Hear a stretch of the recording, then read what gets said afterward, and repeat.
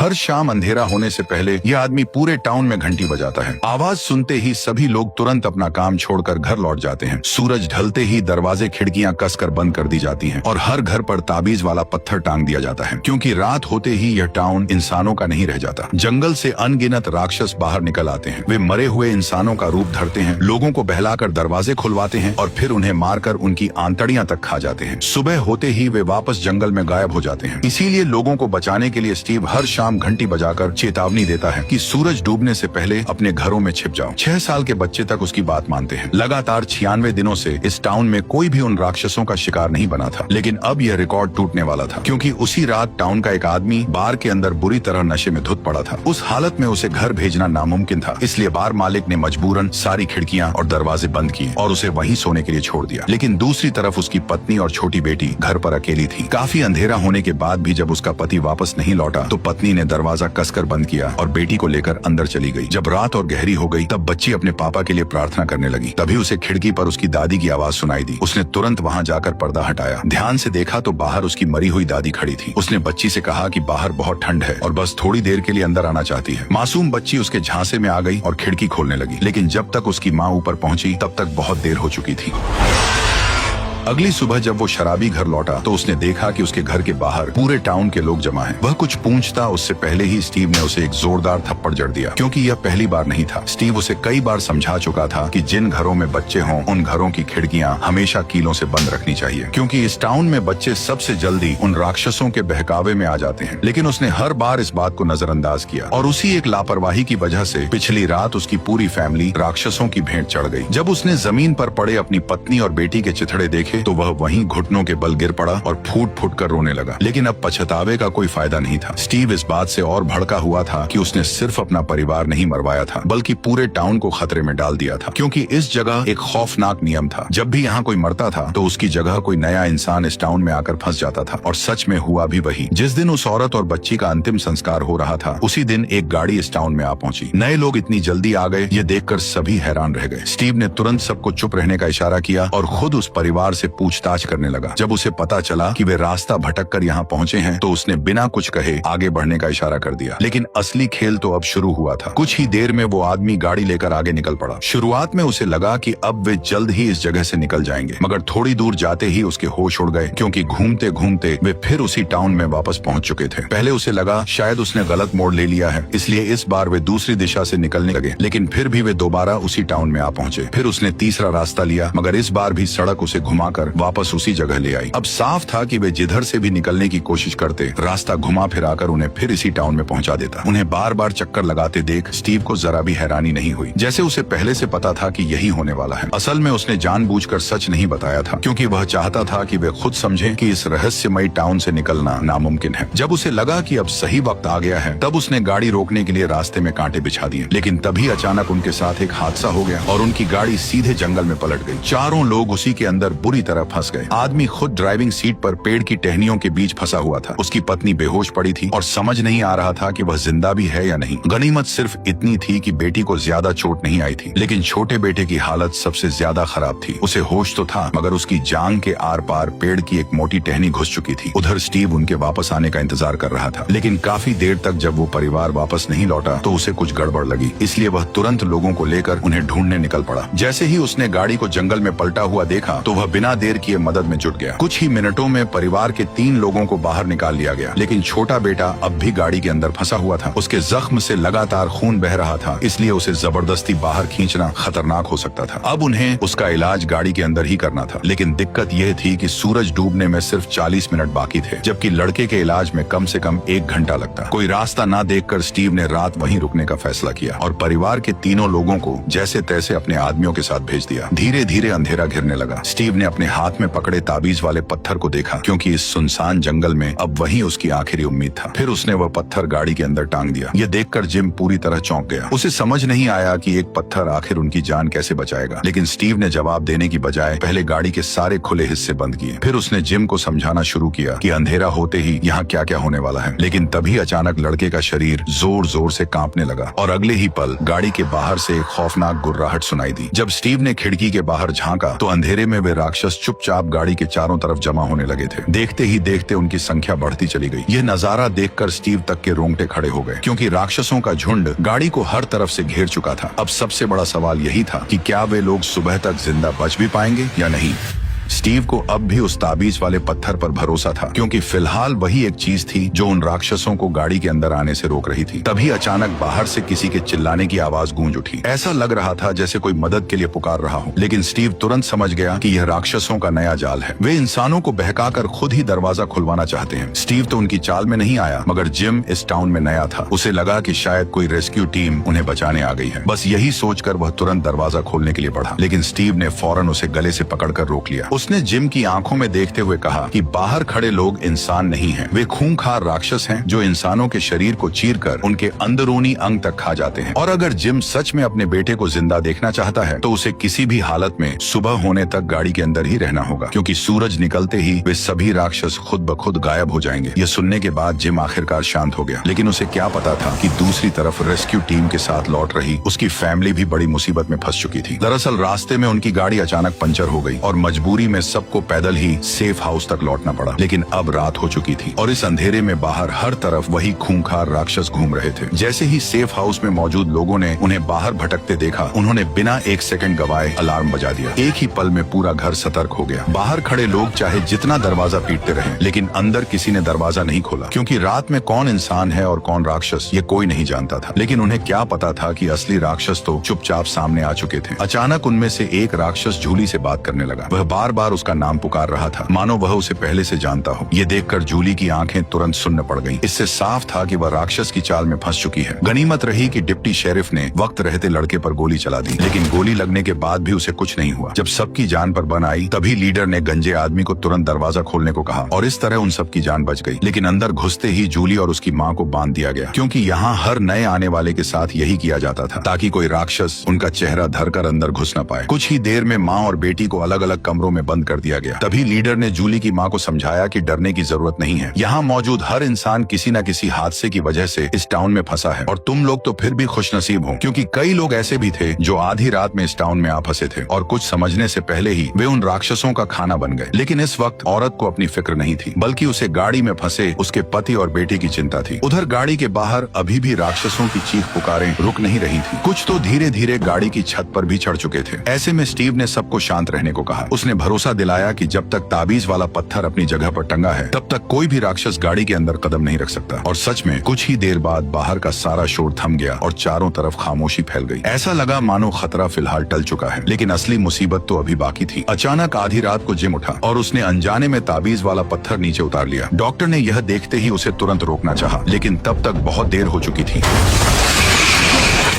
अचानक डॉक्टर की नींद खुली और उसे एहसास हुआ कि यह सब सिर्फ एक डरावना सपना था। असल में वे लोग रात सही सलामत काट चुके थे। सुबह होते ही बाकी लोग भी उनकी मदद के लिए वहां पहुंच गए। सबने उन्हें जिंदा देखकर राहत की सांस ली, लेकिन खतरा अभी पूरी तरह टला नहीं था, क्योंकि अब नए आए लोगों को एक मुश्किल फैसला लेना था। उन्हें चुनना था कि उन्हें टाउन में कहाँ रहना है। एक तरफ था सेफ हाउस, जहाँ सभी लोग साथ रहते थे लेकिन जगह कम थी, और दूसरी तरफ थे टाउन के अलग अलग घर, जहाँ जगह ज्यादा थी मगर खतरा भी उतना ही ज्यादा था। अगर लोग टाउन के घरों में रहने का फैसला करते तो उन्हें अंधेरा होने से पहले ताबीज वाले पत्थर चेक करने पड़ते थे, और अगर घर में बच्चे हों तो खिड़कियों को कीलों से बंद करना पड़ता था, क्योंकि रात में राक्षस अक्सर लोगों को बहकाकर दरवाजा खुलवाने की कोशिश करते थे और बच्चे उनकी बातों में जल्दी आ जाते थे। इसी वजह से टाउन में सख्त नियम भी बनाए गए थे। अगर किसी की लापरवाही से किसी दूसरे की जान चली जाती तो सजा के तौर पर उसे एक रात टिन वाले कमरे में बंद किया जाता था। वहाँ कोई ताबीज नहीं होता था, यानी अंदर जाने वाले की मौत लगभग तय थी। यह सुनकर टैबी ने पूछा कि यह सजा कितनी बार दी गई है। पादरी ने बताया कि अब तक ऐसा कभी नहीं हुआ, लेकिन आज रात पहली बार ऐसा होने वाला था। सारे नियम समझाने के बाद अब जिम के परिवार को एक घर चुनना था। सबको यही लग रहा था कि चारों लोग टाउन के किसी घर में साथ रहेंगे, लेकिन तभी उनकी बेटी जूली ने कह दिया कि वह अकेले सेफ हाउस में रहेगी। उसे लगता था कि उसके मॉम डैड उसके छोटे भाई को उससे ज्यादा प्यार करते हैं, इसीलिए वो उनसे दूर रहना चाहती थी। जूली का फैसला सुनते ही जिम और टैबी घबरा गए, क्योंकि उन्हें अपनी बेटी की बहुत चिंता थी। इसलिए दोनों उसे अपने साथ चलने के लिए मनाने लगे। तभी स्टीव ने कहा कि अंधेरा होने वाला है और और सबको जितनी जल्दी हो सके अपने अपने ठिकाने पर लौट जाना चाहिए। स्टीव ने उन्हें भरोसा दिलाया कि उसका बेटा भी सेफ हाउस में रहता है, इसलिए जूली वहाँ अकेली नहीं होगी और वो उसका पूरा ख्याल रखेगा। इसके बाद सब लोग अपने अपने रास्ते निकल गए, क्योंकि आज रात सजा देने का वक्त आ चुका था। जिस आदमी की लापरवाही से उसकी पत्नी और बेटी मारी गई थी, अब उसे उसी की सजा मिलने वाली थी। उसे पूरी रात बिना ताबीज के टिन वाले कमरे में बंद रहना था। यानी अगर राक्षस वहाँ तक पहुँच गए तो सुबह तक उसका जिंदा बचना असंभव था। स्टीव भी उसके लिए कुछ नहीं कर सका। उसने बस दरवाजे पर 2 और ताले लगा दिए और मन ही मन यही दुआ करने लगा कि वह आदमी किसी तरह सुबह तक जिंदा बच जाए। लेकिन रात होते ही वो इंसानी शक्ल वाले राक्षस जंगल से बाहर निकल आए। उधर वो आदमी कमरे के कोने में सहमा हुआ खड़ा था, लेकिन जैसे ही उसने नजर उठाकर देखी, वे सारे राक्षस उसके कमरे के बाहर जमा हो चुके थे। उस वक्त उसकी हालत ऐसी थी जैसे कोई शिकार शिकारी के बीच घिर गया हो। अब उसके पास बचने का कोई रास्ता नहीं था। आखिरकार वह हार मानकर जमीन पर बैठ गया और अपनी मौत का इंतजार करने लगा।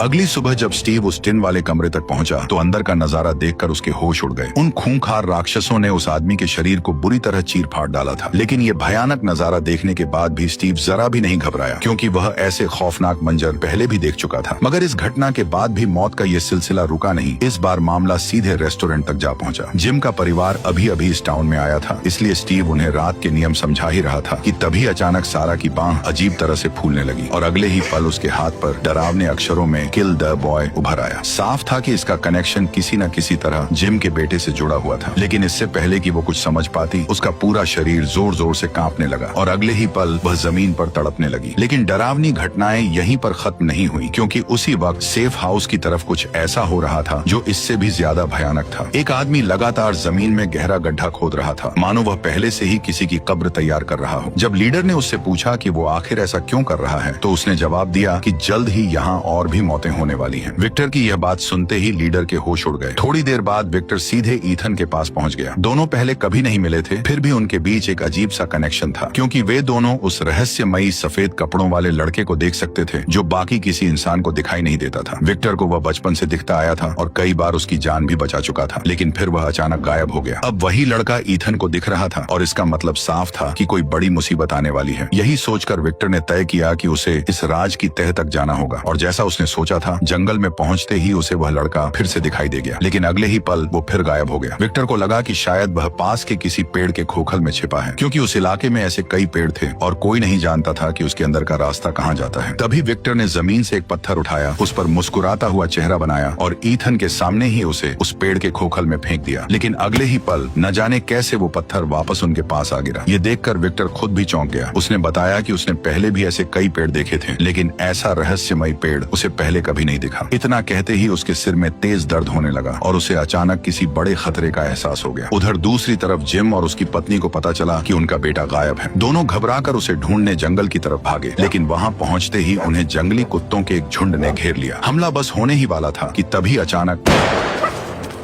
दरअसल वो गोली विक्टर ने चलाई थी ताकि सही समय पर उन दोनों की जान बचाई जा सके। तभी जिम और उसकी पत्नी की नजर ईथन पर पड़ी जो विक्टर के साथ था। उसे सही सलामत देखकर दोनों ने राहत की सांस ली। एक पल के लिए उन्हें लगा कि शायद खतरा टल चुका है, लेकिन उन्हें जरा भी अंदाजा नहीं था कि असली मुसीबत तो अभी आने वाली है। उधर सारा अब होश में आ चुकी थी, लेकिन डर के मारे उसने डॉक्टर को अपने शरीर पर उभरे उन अजीब निशानों के बारे में कुछ नहीं बताया। लेकिन यही चुप्पी उसकी सबसे बड़ी गलती बन गई, क्योंकि उसी डर की वजह से राक्षसों ने एक बार फिर उसके दिमाग पर कब्जा कर लिया। रात होते ही सारा चुपके से एक मरीज के पास पहुंची और बिना एक पल गवाए एक नुकीली चीज सीधे उसकी गर्दन में घोंप दी। इसके बाद वह अपने आप से बातें करने लगी, मानो किसी अदृश्य राक्षस से कोई सौदा कर रही हो। थोड़ी देर बाद जब नर्स वार्ड चेक करने आई तो मरीज की लाश देखकर उसके होश उड़ गए। वह डर के मारे भागने लगी, लेकिन मुड़ते ही उसने देखा कि मेन डोर खुला हुआ था और वे खौफनाक राक्षस बड़े आराम से अंदर चले आ रहे थे। अगली सुबह जब डिप्टी शेरिफ अपनी टीम के साथ वहां पहुंचा तो उसने देखा कि ताबीज वाला पत्थर जमीन पर गिरा पड़ा था। पूरा कमरा इंसानी लाशों से भरा हुआ था और वह नर्स भी उन राक्षसों का शिकार बन चुकी थी। लेकिन किसी ने सपने में भी नहीं सोचा था कि इस सब के पीछे कोई और नहीं बल्कि सारा ही थी। उधर दूसरी तरफ सारा चुपचाप ईथन के घर के बाहर पहुंच चुकी थी। उसे यकीन था कि अगर वह ईथन को मार दे तो वह शैतान से किया अपना सौदा पूरा कर लेगी और बदले में उसे इस मनहूस जगह से आजादी मिल जाएगी। कुछ ही देर में वह सीधे ईथन के घर में घुस गई और बड़ी चालाकी से उसे बहला फुसलाकर अपने साथ चलने के लिए मना लिया। लेकिन उसे जरा भी अंदाजा नहीं था कि उसका यही पागलपन उसकी जिंदगी जिंदगी की सबसे बड़ी गलती बनने वाली है। जल्द ही वह ईथन को एक सुनसान फार्म हाउस की तरफ ले आई, क्योंकि उसका प्लान था कि अगर वह ईथन को खुले मैदान में मारेगी तो पूरा इल्जाम रात में निकलने वाले राक्षसों पर डालना आसान होगा। लेकिन जैसे ही वह लड़के पर वार करने वाली थी, उसी वक्त उसका भाई वहाँ पहुँच गया। सारा का ध्यान भटकते ही ईथन ने मौका देखकर तुरंत खुद को छुड़ाया और वहाँ से भाग निकला। उधर उसका भाई सारा को पकड़कर रोकने लगा ताकि वह कोई पागलपन न कर बैठे, लेकिन हाथापाई के दौरान सारा ने गलती से अपने ही भाई का गला काट दिया। सबसे डरावनी बात यह थी कि उसी पल पादरी ने यह सब अपनी आंखों से देख लिया, लेकिन उसने सारा को रोकने की कोशिश नहीं की। वह बस खड़ा होकर उसे घूरता रहा। थोड़ी ही देर में पूरे फार्म पर लोगों की भीड़ जमा हो गई, मगर वहाँ न सारा थी और न ही पादरी। जमीन पर सिर्फ एक लाश पड़ी थी, जिसे देखकर पूरे टाउन में दहशत फैल गई, क्योंकि हर कोई जानता था कि राक्षस दिन में हमला नहीं करते। तो फिर आखिर यह खून किया किसने? सबसे अजीब बात यह थी कि पादरी ने सारा को देखा था, लेकिन फिर भी उसने जानबूझकर उसका नाम छिपा लिया। यानी इसका मतलब साफ था कि कुछ न कुछ गड़बड़ जरूर है। भीड़ को शांत करने के लिए उसने कहा कि उसने सारा को जंगल की तरफ भागते देखा था और मुमकिन है कि इस सब के पीछे उसी का हाथ हो। यह सुनते ही स्टीव ने भरोसा दिलाया कि सारा जैसे ही वापस आएगी तो वो तुरंत उसे हिरासत में ले लेगा। स्टीव की बातें सुनकर लोग कुछ हद तक शांत हो गए और धीरे धीरे वहाँ से चले गए, लेकिन किसी को जरा भी अंदाजा नहीं था कि चर्च के नीचे बने तहखाने में वही भागी हुई सारा कैद थी। असल में टाउन के नियमों के मुताबिक सारा को भी टिन वाले कमरे में बंद करके सजा दी जानी चाहिए थी, लेकिन पादरी ने उसे वहाँ भेजने के बजाय चुपचाप किडनैप कर लिया, क्योंकि उसका मकसद सारा को बचाना नहीं बल्कि इस मनहूस जगह से निकलने का रास्ता ढूंढना था। उसे पता था कि सारा राक्षसों से बात कर सकती है और शायद वही उसे बाहर निकलने का रास्ता बता सकती है। जब सारा को समझ आया कि पादरी बहुत कुछ जान चुका है, तो उसने एक बड़ा राज खोल दिया। उसके मुताबिक अगर वे राक्षसों की शर्त मान लें तो टाउन के लोग जिंदा बाहर निकल सकते हैं। यह सुनकर पादरी के होश उड़ गए। इससे पहले कि वह कुछ और पूछ पाता, अचानक सारा का शरीर जोर जोर से कांपने लगा। उसने घबराकर पादरी से कागज और पेन मांगा। कुछ ही पलों में उसने एक अजीब सी ड्राइंग बना डाली, मगर जब पादरी ने उस कागज पर बने निशान देखे तो उसके पैरों तले जमीन खिसक गई। ड्राइंग को देखते ही उसे कुछ याद आया और वह बिना देर किए सीधे उस जगह पहुंचा जहां उसने सालों पहले एक थैला दफनाया था। मिट्टी खोदने पर उसे वो थैला सचमुच उसी जगह दबा हुआ मिला, जिसके अंदर एक खून से सना हुआ कपड़ा छिपा था। और सबसे चौंकाने वाली बात यह थी कि सारा ने जो अजीब सा निशान बनाया था वह उसी स्नैक रैपर से मैच कर रहा था जो बैग में मिला था। अब बात धीरे धीरे साफ होने लगी थी। दरअसल इस टाउन में आने वाला हर इंसान अपने साथ कोई न कोई ऐसा राज लेकर आया था जो इस रहस्यमयी जगह से जुड़ा हुआ था। जब पादरी इन्हीं सवालों में उलझा हुआ था, तभी इस खौफनाक टाउन में एक नया आदमी आ पहुंचा, लेकिन किसी को अंदाजा तक नहीं था कि उसकी एंट्री के साथ ही पूरी कहानी एक खतरनाक मोड़ लेने वाली है। असल में वो आदमी रास्ते में ही कार के अंदर सो गया था, लेकिन जैसे ही उसकी आंख खुली तब उसने देखा कि ड्राइवर गायब है। वह कुछ समझ पाता उससे पहले ही स्टीव वहां आ पहुंचा और बिना एक शब्द बोले उसे गाड़ी से हथकड़ी लगाकर बांध दिया। बेचारे को अब तक अंदाजा भी नहीं था कि वह किस खौफनाक जगह आ फंसा है। कुछ ही देर बाद उसे सीधे सेफ हाउस ले जाया गया, लेकिन वहाँ के लोग भी कम अजीब नहीं थे। उन्होंने बिना देर किए उसे बांध दिया। दरअसल इस टाउन का एक बेहद सख्त नियम था, जो भी नया इंसान यहाँ पहुँचता था उसे पहली रात बाकी लोगों से अलग बंद करके रखा जाता था, क्योंकि इस जगह पर पहली रात को सबसे खतरनाक माना जाता था। सुबह होते ही लीडर ने उसे अपने पास बैठाया और इस टाउन के खौफनाक राज बताने शुरू कर दिए। उसने कहा कि जैसे ही सूरज ढलता है, जंगल से खतरनाक राक्षस बाहर निकल आते हैं और फिर वे पूरी रात इंसानों का शिकार करते हैं, जब तक कि अगली सुबह न हो जाए। सबको लगा था कि यह सुनकर वह आदमी बुरी तरह डर जाएगा, लेकिन उल्टा वह हंसने लगा। दरअसल वह आदमी, जिसका नाम जेड था, इसे उसकी ट्रैवल कंपनी का बनाया हुआ कोई सर्वाइवल गेम समझ रहा था। उसे लग रहा था कि अगर वह यह गेम जीत गया तो उसे कोई बड़ा इनाम मिलेगा। इसी लालच में उसने उसी दिन सुराग तलाशने शुरू कर दिए। कुछ देर बाद वह एक पुराने तहखाने तक पहुंच गया और उसे लगा कि शायद बाहर निकलने का रास्ता यहीं छिपा है, लेकिन जैसे ही वह अंदर गया उसे दरवाजे के पीछे एक लाश पड़ी हुई दिखी। अचानक जेड घबराकर नीचे गिर पड़ा, लेकिन जब उसने दोबारा उठकर देखा तो लाश गायब हो चुकी थी। उसकी जगह सिर्फ एक अजीब निशान बचा था। ये देखकर जेड तुरंत वहाँ से भाग निकला, लेकिन उसका दिमाग अब भी उस नजारे को सच मानने को तैयार नहीं था। उसे लग रहा था कि तहखाने में जो लाश दिखी थी वह शायद सिर्फ उसका वहम था। लेकिन डिप्टी शेरिफ जैसे ही उसे कब्रिस्तान ले गया, तब जेड की आंखों के सामने इस टाउन का खौफनाक सच खुल गया, क्योंकि वहाँ दफनाया गया आदमी कोई और नहीं बल्कि वही ड्राइवर था जो उसे यहाँ छोड़कर गायब हो गया था। ये देखकर जेड पूरी तरह हैरान रह गया। उसकी हालत बिगड़ती देख शेरिफ उसे तुरंत स्टेशन ले आया। वहाँ पहुंचकर उसने कहा कि इस टाउन का सबसे खतरनाक दुश्मन सिर्फ रात में घूमने वाले राक्षस नहीं है, बल्कि इंसान के अंदर बैठा डर है, क्योंकि वही डर लोगों से ऐसी गलतियां करवा देता है जो उन्हें मौत के और करीब ले जाती हैं। इसलिए अगर सच में यहाँ से निकलना है तो सबसे पहले दिमाग ठंडा रखना पड़ेगा। इतना कहते ही रेडियो से अचानक आवाजें आने लगी। उसे सुनते ही जेड के दिमाग में एक नया आइडिया आया। क्योंकि जेड पेशे से एक इंजीनियर था, इसलिए वह तुरंत रेडियो उठाकर बाहर भागा। उसे लगा कि अगर वह इस रेडियो को ठीक कर दे तो शायद बाहर की दुनिया से संपर्क किया न सकता है, लेकिन वह यह काम अकेले नहीं कर सकता था। इसीलिए वह तुरंत जिम के घर पहुंचा, क्योंकि इस तरह के सिस्टम्स की सबसे ज्यादा समझ उसी को थी। जैसे ही जेड ने उसे अपना प्लान बताया, तब जिम बिना हिचकिचाए उसका साथ देने को तैयार हो गया। दोनों ने रेडियो को किसी ऊंची जगह पर ले जाकर सिंगल टेस्ट करने का फैसला किया, लेकिन उससे पहले जेड ने सोचा कि रेडियो की ताकत बढ़ानी पड़ेगी। इसीलिए वह वापस उसी जगह गया जहाँ उसकी कार पहली बार मिली थी। वहाँ से उसने गाड़ी के अंदर के जितने काम के पार्ट्स थे सब निकाल लिए और उनसे एक टेम्परेरी एंटीना तैयार कर लिया। इसके बाद जेड और जिम टाउन की सबसे ऊंची जगह पर पहुंचे। एंटीना को टेस्ट करने के लिए जिम तुरंत पेड़ पर चढ़ गया। जब लग रहा था कि सब कुछ तैयार है, तभी अचानक पेड़ से खून की एक धार बहने लगी। जैसे ही उसने ऊपर देखा, तभी उसके होश उड़ गए। पेड़ की डालियों पर कई लाशें लटक रही थी और सबसे डरावनी बात यह थी कि वही रहस्यमयी निशान फिर उसके सामने आ चुका था। वह कुछ समझ पाता उससे पहले ही एक गोली उसके कान के पास से निकल गई। जेड तुरंत जान बचाकर भागा, लेकिन हमला करने वाला साया उसके पीछे ही पड़ा रहा। कुछ ही दूर जाकर जेड जमीन पर गिर पड़ा और अगले ही पल वह साया उसके बिल्कुल सामने आ गया। जैसे ही वह उस पर हमला करने वाला था, तभी अचानक उसके आसपास का पूरा माहौल फिर से नॉर्मल हो गया। उसके शरीर पर लगा खून भी अचानक गायब हो गया। ये देखकर साफ लग रहा था कि जेड को एक बार फिर कोई भयानक वहम हुआ था, लेकिन इस बार वह इतना बुरी तरह घबरा चुका था कि टेस्ट पूरा होने से पहले ही वहाँ से भाग निकला। लेकिन उसे जरा भी अंदाजा नहीं था कि उसके जाते ही रेडियो ने आखिरकार सिग्नल पकड़ लिया। हालांकि सिग्नल बहुत कमजोर था, लेकिन इतना साबित करने के लिए काफी था कि उसका प्लान सच में काम कर रहा था। कुछ ही देर बाद पूरे टाउन में अंधेरा छा गया और सभी लोग अपने अपने घरों में जाकर छिप गए। लेकिन उसी दौरान सेफ हाउस में एक बड़ी मुसीबत आ गई। रात के वक्त जब बाकी लोग गहरी नींद में सो रहे थे, तभी वहाँ मौजूद एक आदमी चुपके से उठा और उसने जाकर खिड़की का पर्दा हटा दिया। बाहर एक खूबसूरत औरत खड़ी थी, जो आदमी को देखकर अजीब तरीके से मुस्कुरा रही थी। उसकी खूबसूरती को देखते ही आदमी की हवस जाग उठी। उसने बिना एक पल सोचे खिड़की खोलकर उसे अंदर बुला लिया। उसे क्या पता था कि उसकी यही बेवकूफी पूरे टाउन पर एक नई आफत बनकर टूटने वाली है। जैसे ही दोनों करीब आए, उस खूबसूरत लड़की का असली चेहरा सामने आ गया। उसके हाथों से नुकीले नाखून निकल आए और अगले ही पल उसने आदमी की जीभ काट ली।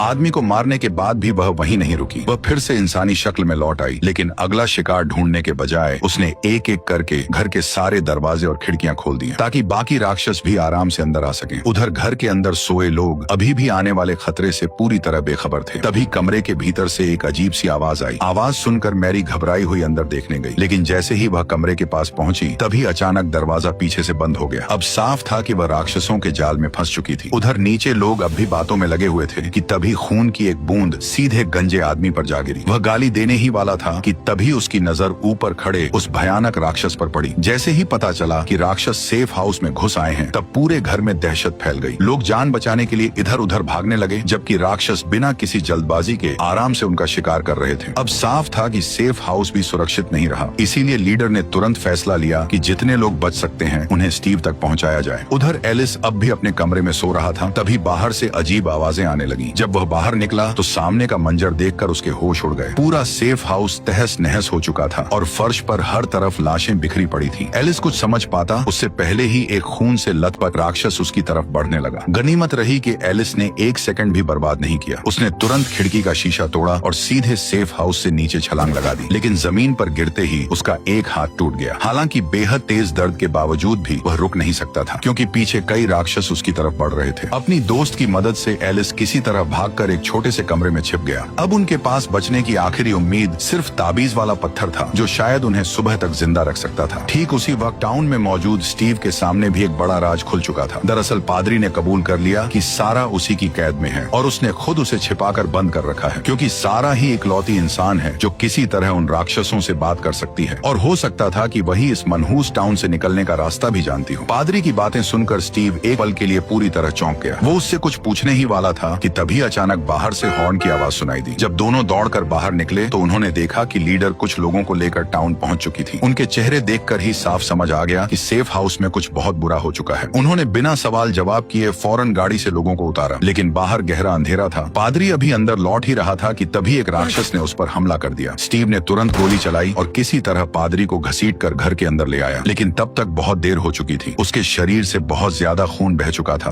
और कुछ ही पलों बाद पादरी ने वहीं दम तोड़ दिया। देखते ही देखते सिर्फ एक ही रात में इस टाउन ने न जाने कितनी जिंदगियां निगल ली। अब स्टीव समझ चुका था कि इंतजार करने का मतलब सिर्फ और मौतें हैं। अगर उसे सबको बचाना है तो अब किसी भी कीमत पर बाहर निकलने का रास्ता ढूंढना ही होगा। यही सोचकर स्टीव सीधे चर्च के तहखाने में पहुंचा, जहां सारा को कैद करके रखा गया था, क्योंकि अब वही उनकी आखिरी उम्मीद थी। स्टीव अच्छी तरह जानता था कि टाउन की लगभग हर जगह तलाश ली जा चुकी है। बस एक वही जंगल बचा था जिसे सब मौत का अड्डा मानते थे। उसे यकीन था कि असली राज उसी के अंदर छिपा है, इसीलिए वह बिना किसी को बताए सारा को साथ लेकर सीधे जंगल के अंदर निकल पड़ा। कुछ दूर चलते ही उन्हें पेड़ों पर ढेर सारी कांच की बोतलें लटकी हुई मिली। स्टीव उनमें से एक बोतल उतार कर देखने ही वाला था कि तभी उसके साथ आई लड़की अचानक तड़पने लगी। अगले ही पल उसकी हालत इतनी बिगड़ गई कि वह सीधे बेहोश होकर गिर पड़ी। अब स्टीव के पास आगे बढ़ने का कोई रास्ता नहीं बचा था, इसलिए उसे मजबूरन वहीं रात गुजारने का फैसला करना पड़ा। लेकिन दिक्कत ये थी कि वही जंगल राक्षसों का असली घर था। जैसे ही अंधेरा होता वे बाहर निकलते और इंसानों का शिकार शुरू कर देते। ऐसे में स्टीव के पास बस एक ही सहारा था, वह ताबीज वाला पत्थर जिसके भरोसे वह खुद को संभाले हुए था। तभी अचानक सारा को होश आया। उसने देखा कि स्टीव को एक बोतल मिल गई है जिसके अंदर कुछ अजीब से नंबर लिखे हुए हैं, लेकिन सारा का ध्यान उन नंबरों पर बिल्कुल नहीं था। वह बार बार स्टीव से बस एक ही बात कह रही थी कि उन्हें यहाँ से तुरंत निकल जाना चाहिए, क्योंकि उसके मुताबिक जंगल के अंदर सिर्फ राक्षस ही नहीं बल्कि उनसे भी ज्यादा खतरनाक कोई और चीज मौजूद है। इतना कहते ही बाहर एक जोरदार धमाका हुआ। अगले ही पल पूरी जमीन इतनी जोर से हिलने लगी कि दोनों ठीक से खड़े तक नहीं हो पा रहे थे। कुछ ही देर में सब कुछ फिर से शांत हो गया, लेकिन स्टीव ने जरा भी लापरवाही नहीं की। उसने फौरन ताबीज वाला पत्थर वापस अपनी जगह टांग दिया, ताकि अगर राक्षस आस पास हों तो वे अंदर न घुस सकें। लेकिन सबसे डरावनी बात यह थी कि बाहर अभी भी गहरी रात थी। फिर भी अचानक एकदम से चारों तरफ एक अजीब रोशनी फैल गई। ये किसी नॉर्मल टॉर्च या लैंप की रोशनी नहीं लग रही थी। ऐसा महसूस हो रहा था जैसे जंगल में उनके अलावा भी कोई और मौजूद है। सुबह होते ही स्टीव सुराग ढूंढने बाहर निकला, लेकिन बाहर का नजारा देखकर उसके होश उड़ गए। पूरे इलाके में चारों तरफ मकड़ी के जाले फैले हुए थे। हालत ऐसी थी कि रास्ता पहचानना भी मुश्किल हो गया। इसलिए वह पिछली रात की याद के सहारे उसी जगह की तरफ बढ़ा जहाँ से वह रहस्यमयी रोशनी आई थी। तभी अचानक उन्हें पास से किसी की चीख सुनाई दी। स्टीव बिना एक सेकंड गवाए उधर भागा, लेकिन वहाँ पहुँचते ही उसके होश उड़ गए, क्योंकि मदद के लिए पुकारने वाली कोई अजनबी नहीं बल्कि उसकी अपनी मरी हुई पत्नी थी।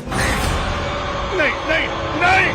जैसे तैसे स्टीव अपना हाथ छुड़ाकर वहां से भाग निकला, लेकिन कुछ ही दूर पहुंचते ही झाड़ियों से ढेरों मकड़ियां बाहर निकल आईं। पल भर में वे उस पर टूट पड़ी और कई मकड़ियां उसके कपड़ों और शरीर पर चढ़ गईं। वह जैसे तैसे खुद को छुड़ाता रहा, लेकिन तब तक बहुत देर हो चुकी थी, क्योंकि उन मकड़ियों में से एक उसे काट चुकी थी। उधर टाउन में भी लोग खाली नहीं बैठे थे। जेड और बाकी लोगों ने तय किया कि एक ऊंचा टावर बनाकर रेडियो का सिग्नल और दूर तक भेजा जाए, ताकि बाहर की दुनिया से संपर्क हो सके। काफी मेहनत के बाद आखिरकार टावर तैयार हो गया और रेडियो ने सिग्नल पकड़ना भी शुरू कर दिया। लेकिन तभी मौसम अचानक बदलने लगा। आसमान में काले बादल छा गए और तेज हवाएं चलने लगी। अब साफ था कि एक खतरनाक तूफान आने वाला है। वक्त बहुत कम बचा था, इसलिए बाहर की दुनिया से तुरंत संपर्क करना जरूरी था। लेकिन जिम जितनी बार भी रेडियो पर कॉल करने की कोशिश करता, फिर भी उधर से कोई जवाब नहीं मिलता। ऊपर से मौसम भी तेजी से बिगड़ता जा रहा था। अब लगने लगा था कि शायद ये कोशिश भी बेकार जाएगी। लेकिन तभी अचानक रेडियो से आवाजें आने लगी। जिम ने फौरन सामने वाले से मदद मांगी, लेकिन अगले ही पल उसके होश उड़ गए। उसने अपना नाम तक नहीं बताया था, फिर भी रेडियो पर मौजूद शख्स उसका नाम जानता था। उधर जंगल में स्टीव और सारा आखिरकार उस रहस्यमयी रोशनी तक पहुंच चुके थे। दरअसल वो रोशनी एक पुराने लाइट हाउस से आ रही थी। दोनों को लगा कि शायद इसी जगह उनके सारे सवालों का जवाब छिपा है। लेकिन तभी स्टीव के शरीर में फैले जहर ने असर दिखाना शुरू कर दिया। उसकी हालत तेजी से बिगड़ने लगी और वह एक कदम भी आगे बढ़ाने लायक नहीं रहा। मजबूरी में उसने सारा से कहा कि वो उसे यहीं छोड़कर अकेले आगे बढ़ जाए। उसका मानना था कि अगर सारा जिंदा टाउन लौट गई तो बाकी लोगों को इस लाइट हाउस के बारे में बता सकेगी। लेकिन सारा ने उसे छोड़ने से साफ इनकार कर दिया और वहीं कोई दूसरा रास्ता ढूंढने लगी। तभी सारा की नजर एक बार फिर उस सफेद कपड़ों वाले रहस्यमयी लड़के पर पड़ी। इस बार वह पास मौजूद एक खोखले पेड़ की तरफ इशारा कर रहा था, मानो बता रहा हो कि फिलहाल बचने का रास्ता वहीं छिपा है। सारा ने एक पल भी बर्बाद नहीं किया। उसने घायल स्टीव को उठाया और किसी तरह उसे उस पेड़ तक ले गई। लेकिन जैसे ही स्टीव उसके अंदर घुसा, अगले ही पल वह सीधा एक अंधेरी और सुनसान गुफा में जा पहुंचा। कुछ सेकंड तक उसे समझ ही नहीं आया कि आखिर वो है कहाँ। उसने कांपते हाथों से लाइटर जलाया और जैसे ही आसपास नजर दौड़ाई, तब उसका कलेजा बैठ गया। वह अब टाउन के किसी और ही हिस्से में पहुंच चुका था। स्टीव लगातार सारा को आवाज देता रहा, लेकिन वहां से कोई जवाब नहीं आया। जब लग रहा था कि अब सब कुछ उसके हाथ से निकल चुका है, तभी अचानक टाउन में लोगों से भरी एक नई बस आ पहुंची।